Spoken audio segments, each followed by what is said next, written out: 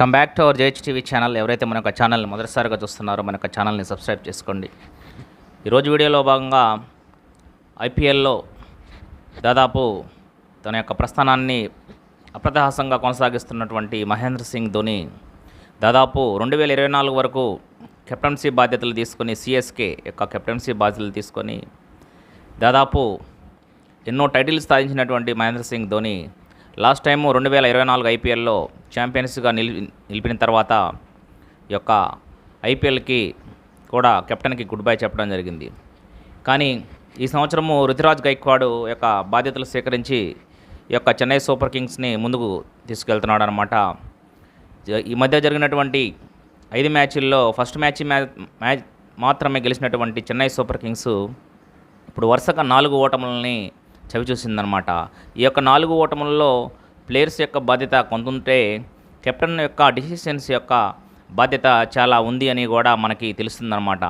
ఎందుకంటే second time batting తీసుకున్న తర్వాత యాక్షన్ ప్లాన్ అనేటువంటిది లేకుండానే యొక్క ఆడుతున్నటువంటి ఓపెనర్స్ కానీ మిడిల్ ఆర్డర్ బ్యాట్స్మెన్స్ కానీ ఈ యొక్క సమన్వయ లోపం వల్ల ఓడిపోవడం జరుగుతుందని పూర్తిగా మనము గమనించవచ్చు.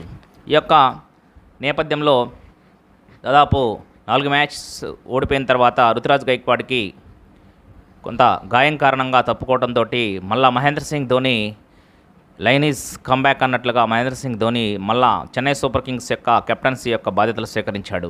ఇంకా జరగబోయేటువంటి ఇంకా 9 మ్యాచెస్ మిగిలి ఉన్నటువంటి సందర్భంలో ఈ మ్యాచెస్లో ఎంతవరకు రాణిస్తారు అనేటువంటిది మనము చూడవలసినటువంటి అవసరం ఉందన్నమాట. ఎప్పుడైతే చెన్నై సూపర్ కింగ్స్ కానీ ఇండియా మ్యాచెస్ కానీ చూసినట్లయితే చాలా మ్యాచెస్లో 90% with Mahendra Singh Dhoni without Mahendra Singh Dhoni playing అనేటువంటిది ఉంటుందన్నమాట. మహేంద్ర సింగ్ ధోని ఆడినట్లయితే దాదాపు 95% దాకా చివరి దాకా అతను విజయానికి చేరువలోకి తీసుకుపోతుంటాడు అనమాట.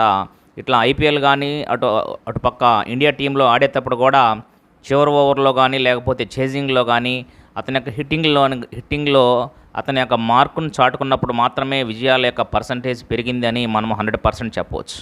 అటుపక్క వరల్డ్ కప్ సాధించినప్పుడు కూడా వికెట్లు పడుతున్నటువంటి సందర్భంలో ముందు వచ్చి 90 రన్స్ 90 పరుగులు చేసి దాదాపు 2011లో వరల్డ్ కప్ని ఒంటి చేత్తో అందించినటువంటి మహేంద్ర సింగ్ ధోని ఈ మధ్యకాలంలో సరిగ్గా ప్రజెంట్ చేయకపోవడం వల్ల కూడా ఈ యొక్క ఐపీఎల్ మ్యాచెస్ ఓడిపోతున్నాయని కూడా మనకి ప్రేక్షకులు తెలుసు, మనకు కూడా తెలుసు అనమాట.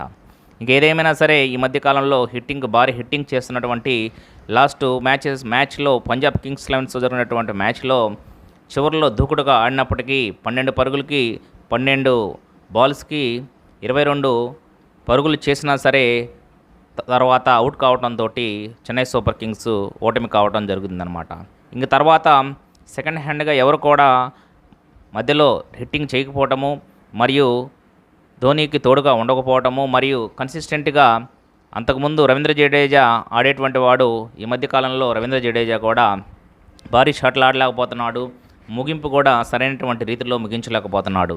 ఎందుకంటే ఎన్నో మ్యాచెస్ని ఒంటి చేత్తో గెలిపించినటువంటి రవీంద్ర జడేజా ధోని ఇద్దరు కలిసి చివరిలో దూకుడుగా ఆడుతూ ఇద్దరు కలిసి ఎన్నో ఫినిషింగ్ మ్యాచెస్ ఫినిష్ చేశారనమాట. కానీ ఆ కెమిస్ట్రీ ఇప్పుడు కుదరకపోవడంతో వరుసగా 5 మ్యాచెస్లో 4 మ్యాచెస్ ఓటమి చవిచూడటం జరిగిందనమాట. ఇక ఏదేమైనా సరే ధోని ఈజ్ కమ్బ్యాక్, మళ్ళా కెప్టెన్ ఈజ్ బ్యాక్ అన్నట్లుగా చెన్నైకి తనకిష్టమైనటువంటి యొక్క చెన్నై సూపర్ కింగ్స్ మళ్ళా కెప్టెన్గా రావడంతో ఎలా ఉండబోతుందనేటువంటిది 100% మనం ఎక్స్పెక్ట్ చేయగలము. మహేంద్ర సింగ్ ధోని ఆధ్వర్యంలో మళ్ళా చెన్నై సూపర్ కింగ్స్ పుంజుకుంటుందని అభిమానులు కూడా చాలా ఆశతో వేచి చూస్తున్నారు. ఏదేమైనా సరే next match with captain of Mahendra Singh ధోనితో ముందుకు చెన్నై సూపర్ కింగ్స్ బరిలో దిగబోతుంది. Next match కేకేఆర్తో తలబడిపోతుంది. ఈ మ్యాచ్ తో మరియు కెప్టెన్ యొక్క రాకతో చెన్నై యొక్క రాత మారుతుందో లేదో వేచి చూద్దాము. ఐపీఎల్లో పోటీల్లో ప్లే ఆఫ్స్కి చేరుకోవడంలో పోటీ ఇస్తుందా లేదా అనేటువంటిది కూడా దాదాపు చెన్నై సూపర్ కింగ్స్ ప్లే ఆఫ్స్లో లేనటువంటి సందర్భాలు ఎప్పుడు ఊహించుకోలేము మరియు కూడా మనం కూడా ఎప్పుడు కూడా ఆ యొక్క సందర్భాలు కూడా చూడలేదు. కానీ ఇప్పుడు పరిస్థితులు డిఫరెంట్గా ఉండటంతో కనీసం ప్లే ఆఫ్స్కి చేరేటువంటి అవకాశాలు ఉన్నాయా లేవా అనేటువంటిది కూడా చాలా డౌట్ఫుల్గా ఉండటంతో ఇది ఒక ప్రతిష్టాత్మకమైనటువంటి ఐపీఎల్ కాబట్టి మహేంద్ర సింగ్ ధోని కెప్టెన్గా వచ్చిన తర్వాత ఇప్పటి నుంచి ఆడేటువంటి మ్యాచెస్లో పక్కా గేమ్ ప్లాన్ తోటి వెళ్తారు అని కూడా మనము ఆశిద్దాము.